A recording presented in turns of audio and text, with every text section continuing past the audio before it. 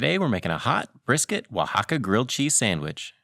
This recipe is part of a video series on what to do with leftover brisket.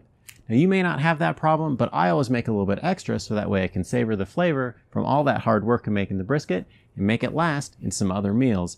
These are all recipes that aren't going to be chili. We're going to use the poor man sous vide method by throwing in some vacuum sealed brisket into a pot of almost boiling water. This will heat it up without cooking it anymore.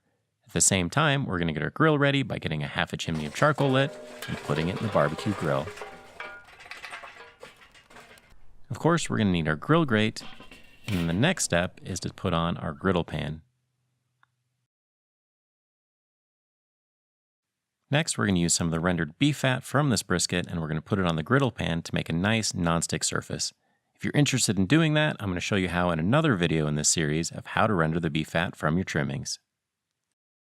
Once your grill is preheated, your brisket should be heated through as well.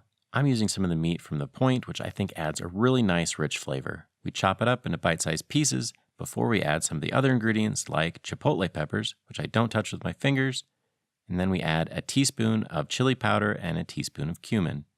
We mix this all together until everything is evenly coated, and this enhances the flavor a lot more than just plain brisket would be. I'm using mayonnaise instead of butter, because I think it adds a pretty good crust, but you could always use butter if you'd rather.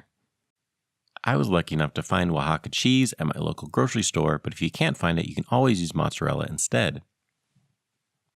Make a nice thin layer on the bread, and this will act as the glue for all of our brisket that comes next.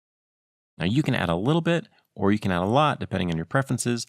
Obviously, I like a lot of brisket on my sandwich before I top it off with some extra cheese to make sure everything sticks together and doesn't fall out of the sandwich. It's a good idea to check the temperature of the griddle before you put your sandwich on. I'm aiming for 350 degrees before coating it with a little bit more of that beef fat.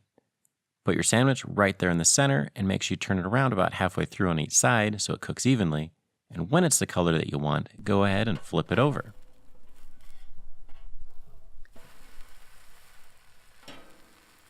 We're going to do the same thing on the other side, and once both sides are the color that we like, go ahead and put it over on the indirect side of the grill.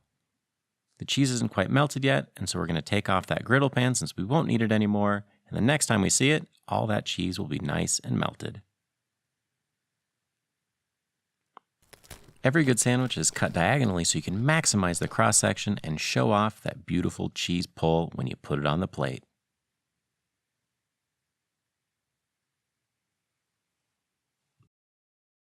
All right, everybody, don't make chili with your leftover brisket. Make a Oaxaca grilled cheese sandwich. Everybody you give this to, I think is going to like it.